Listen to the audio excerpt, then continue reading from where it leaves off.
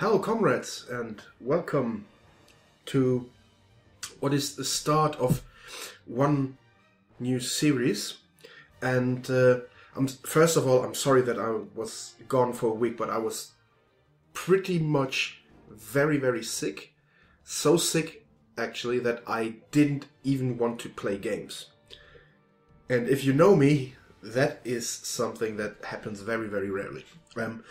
I couldn't do Pillars of Eternity because I couldn't speak. It was a mess.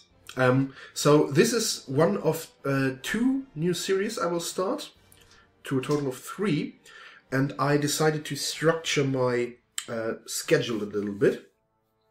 And I will make a video for that as well, I think. Basically, I will play 3 games, so I don't get bored, because I don't like to play a game every day or something. And you will get 5 videos a week. That is my plan. So, what is this? This is Distant Worlds, with an S, Universe. It is a 4X space strategy game. It is the best 4X I played since Master of Orion 2. Which is still the best 4X ever made. Period.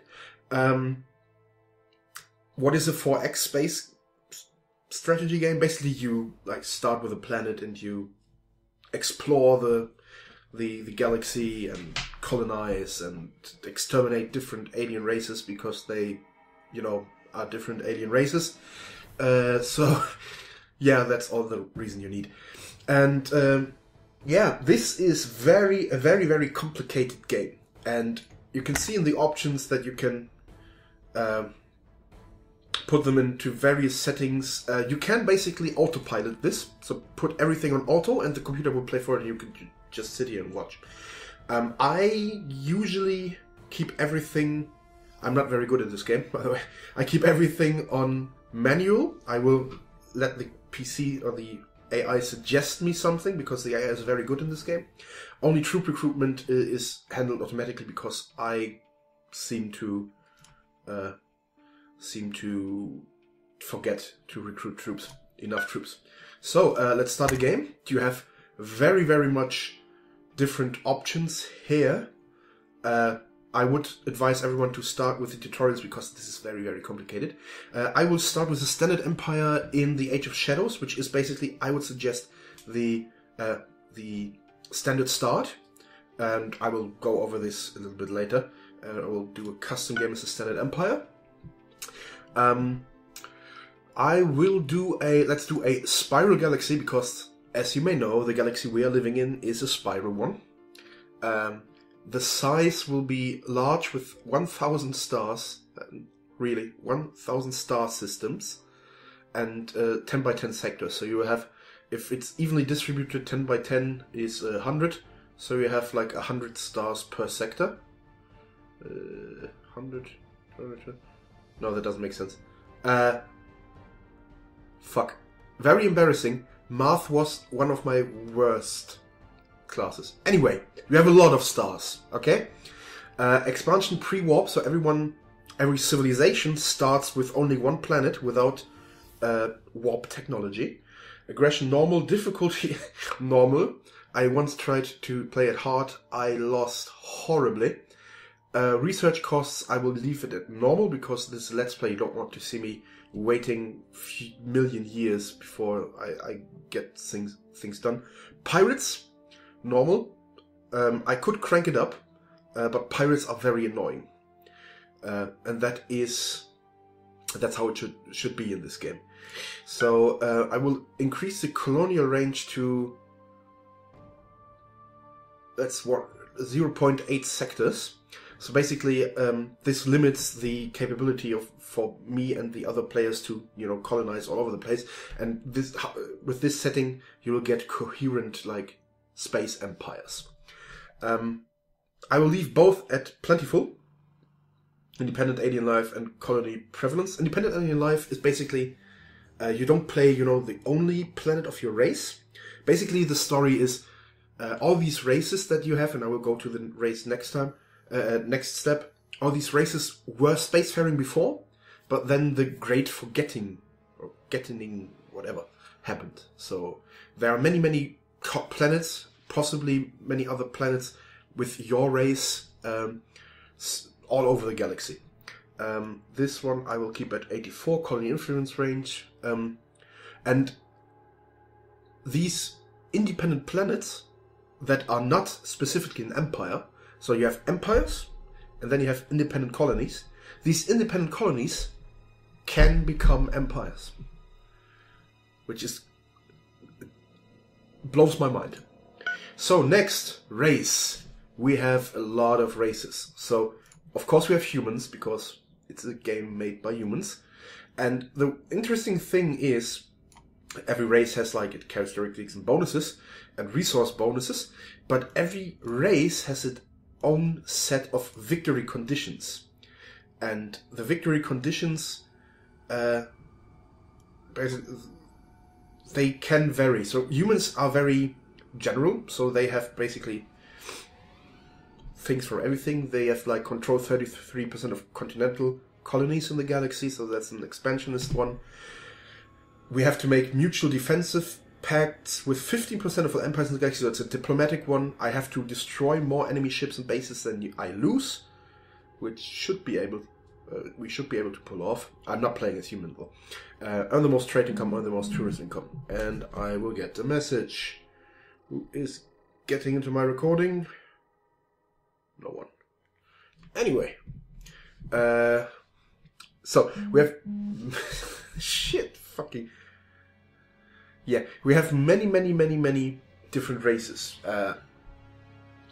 Humans are more general. Then we have like the Gazurians, which is an insectoid race, and they are very aggressive and they want to spend the most time at war in the galaxy to win. It's funny.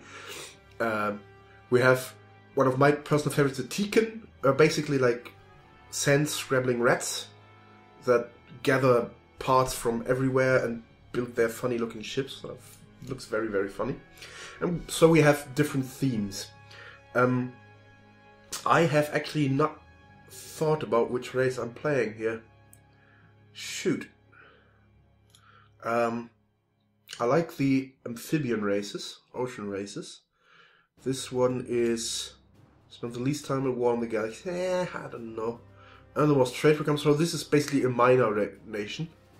Mining nation. I like mining nations because it gives you a lot of incentives to expand your economy, and I will talk about the economy later. It blows my mind, the economy in this game. I will say that a lot, by the way.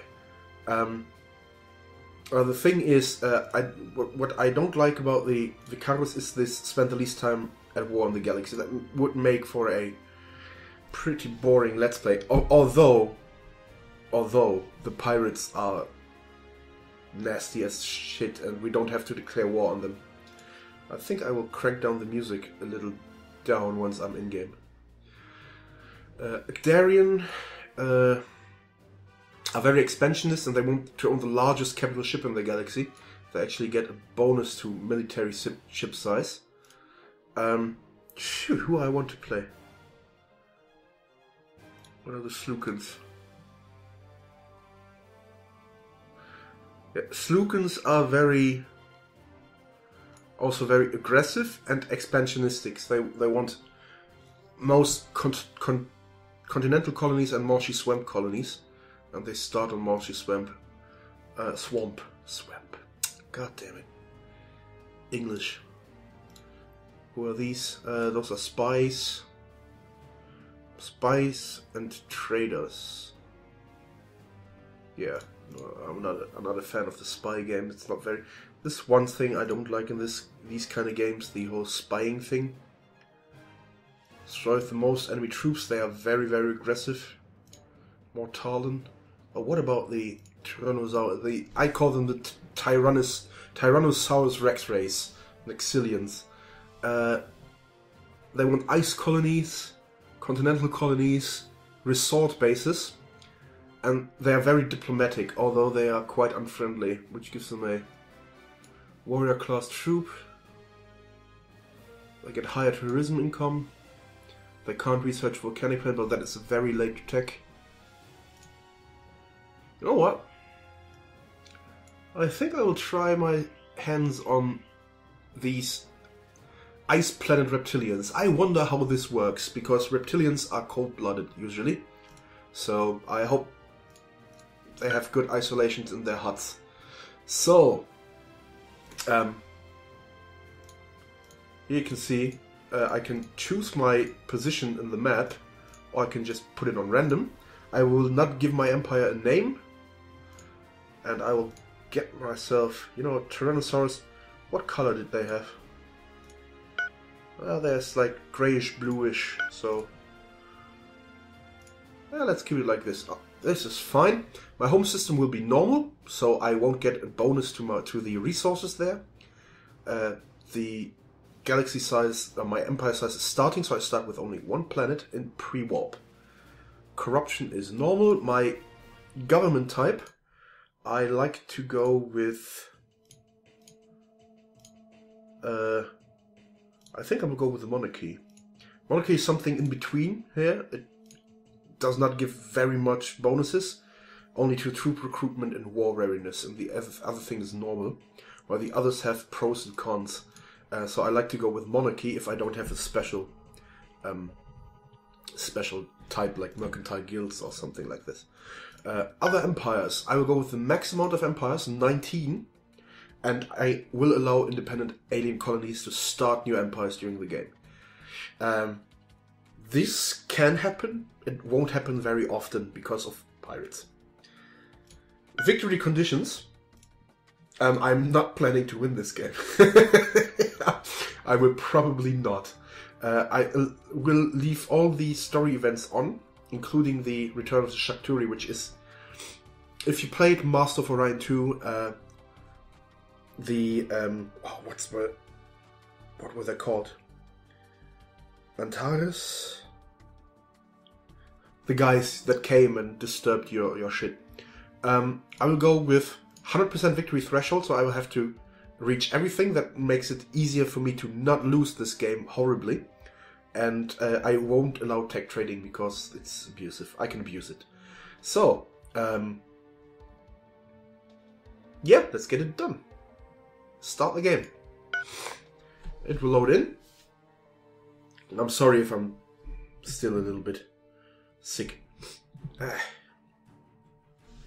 It will create the galaxy. This might take a few moments here, since you can imagine he has to... The system now, it will create 1,000 stars in 10 by 10 sectors. Not only this, but also gas clouds, anomalies, everything. It's huge. And this is not even the biggest setting. I can go one more, right? So, Distant Worlds Universe, you can get it on Steam, or on Matrix Games, which is the publisher, I think. I don't know. I might link to their site as well. And it costs a fair bit, so but it is worth it. You can put in hundreds, if not thousands of hours into this if you really like 4X games. Any day now. I think I actually never played this race. This might end very horribly because I have no clue how the fuck I should do this. I usually play like economic races because it's basically the economic side is very, very much the one that is you have to consider most of your time to, because if you get screwed by your economics, then you're fucked. There we go. Here we go. Welcome to your empire, the Nexilian Dominion. Here we go. In the year 2120, it will start checking if one has 100% of the victory threshold. It gives me some tips here, but yeah, you can read this if you want. I will start and pause immediately. So here we go. This is Halo 3, which is our starting planet. It's an ice planet. This is the size and this is the quality. this will this two in combination will lead to the maximum population, probably around 18 billion. At the moment we are at 2.7 billion, and let me tune down the music and just, there we go. The sound levels here are very, yeah, so 18 billion. It will, it will max out, I think. This is the population growth. I have two resources here. Tidarius, which is a gas, and vodka, which is a luxury. So you have strategic resources that you will need to build stuff, and luxury resources that increases the development level of your colonies, which which also increases the value of your GDP and the things that you get in per tax. So very, very complicated. But you can get to it rather quick. So the first thing I do is I will double click on Halo 3, which opens up, and I can see I'm in the northern part of the spiral. Yeah, so I'm on the outer rim of the spiral. So basically the density is not that big here, which might be a disadvantage. So as you can see right now here, the one thing I want to point out is that I'm growing at 5.6 and my population is satisfied. This is because my tax rate of 22% is, to quote, too damn high.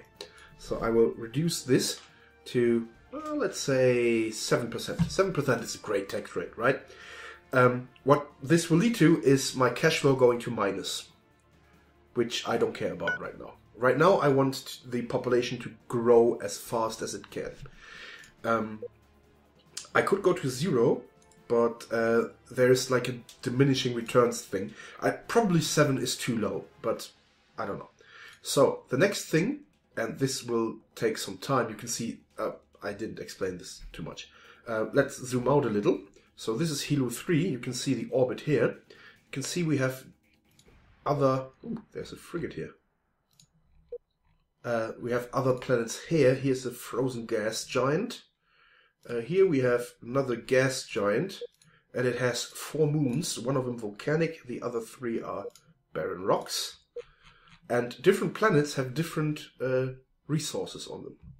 So the next planet is here, a continental planet, which has good quality, so this is a potential colony for us. Then we have the innermost planet is a volcanic planet, which has ruins. These 3 dots means ruins. Ruins can be explored by our ships. Has 2 moons. And this one is a desert planet who also has ruins. So 5 planets in all. 5? 1, 2, 3, 4, 5, 6. And here we are on the uppermost, basically, arm. So as you can see, not very dense around us, but we could grab here some planets, and as you can see in the middle, it's always a little more dense. Right, here's a sweet spot, right? Look at this shit. Look at this shit. But if you spawn here, there are probably some other empires around as well. So we might be better off. But you can see the scale, right? Look at every dot you can see here. Every colored dot is a freaking star system. And this kind of things are gas clouds. Yeah, that's freaking huge. So let's zoom right back in. And now I will have to do some designing, because I'm designing everything. Manual. I will put everything on manual retrofit and manual design. So this way I can control what is designed. I will first delete some designs because I actually don't need them right now. There we go. State ships. Oh, I have to explain this. These are all the designs we have. And then it is state ships and state bases. So bases controlled by me. And private ships and private bases. So I can build and control all state ships. I cannot build or control private ships. Those are built at my space docks by the AI. So the transportation, all these mining ships, these transportation ships are all handled by the AI. I cannot influence it. Well, if I build something, they will bring the shit that you need to build it there. So, the mining stations are something, the private bases mining stations are something different. I built them, but I don't, but they are then paid, the maintenance is paid privately from the AI. So that's why you have, if we check real quick, and I know this is very overwhelming, but I try to explain it when we go on. We have in our economy, a state economy and a private economy. So the colony revenue, everything that the planet earns is private, and we tax, and this goes here to the income of the state economy. So the private economy will always be higher than the state economy, if it goes well. It should. So without private economy, our state economy would suffer as well. So with that being said, let's start by deleting all military ships, because in the beginning I will not need them. And I will edit my explorer and make it faster. What is this? Oh, I don't have armor, that's why. I was like, there we go. And I will put some speed to it. That's enough, because I then need to put in some more life support and habitation modules. So, can I get another one? No, too big. So my maximum size is 160 right now. So this is the fastest I can do. It has a cruise speed of 50, which is freaking fast. No hyperdrive, so I can't leave my system. Well, I could, but no, I can't. I don't have the fuel capacity for it. Let's save that, and let's do the same for the construction ship. Because in the beginning stages of the game... Oh wait, I forgot something. I have to put some more energy on this one. The beginning stages of the game, I will only be able to handle sublight speed. And the thing with this one is, I can go over 160 here, because this is not built at a spaceport, but built at a planet. So, here we go. Oh wait, I need to put another one in. Speed of 27, that's fine. We don't want to make it too expensive, because then it will go into my money too much. So let's do that. I know this is very, very boring for you guys, but I will have to do this in the beginning, because in the beginning I need to save as much money as I can by removing all the weapons from my station, and instead I'm putting in some research. So it will double down as a space station and a research station. And I don't have to build manually the smaller... oh, wait, I forgot to put back the pulse blasters. To put a small space station and research stations up. So I can do everything in one. It's a bit expensive, but yeah, it's fine. 4 construction yards, there we go. I won't need these, but I don't want to delete them. Private ships, I will have to check if they have weapons, but I don't think they have, which is fine by me. I think the large freighter has some weapons. Nope, doesn't have any. Okay. And last but not least, let's get the mining stations and get rid of the blasters here, and there we go, we're set. So now that that is set, one thing needs to be done before we can start building stuff at our planet: research. I don't want gravitic weapons. Those are good if your ship is bigger than the others, but that is not what I want. First I want armor plating.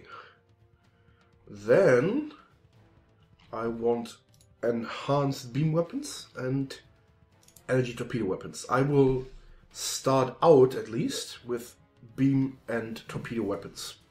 And I can, as you can see, the tree is you have 3 trees: weapons, energy construction, high tech, and industrial. And yeah, you can choose between a multitude of different specs here. You can try and fill some ships with railguns or missiles or something. In energy and construction, I will start with shields. That is good. I can't research hyperdrives. I need to trigger this. Then I will go with energy collections, space construction, advanced nuclear fission, proton ionization, and enhanced maneuvering, and then enhanced construction. At some point, I will go in and put points into the and will research the hyperdrive, because that will enable me to get to other planets and other systems. So transport systems, that's fine. I will need that. I will also need, but first, I will need entertainment and medical systems, then the transport system, crew systems after that, and storage systems so I can get larger fuel cells. This is the research station's view. So you can see my actual output is 12k for everything, but 406k is my maximum potential. So I have a little bit of work to do here. Let's take a look at our leaderboard or characters board. Our leader, Berat Makarius is our king. He has 2 traits, which is poor administrator, reduces colony income, and weak. So war readiness reduction and troop recruitment rate is reduced.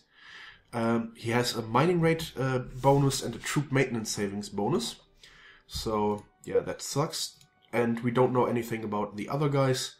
And yeah, I will probably not find out anything about them rather soon. So, with that being said, what is our first step?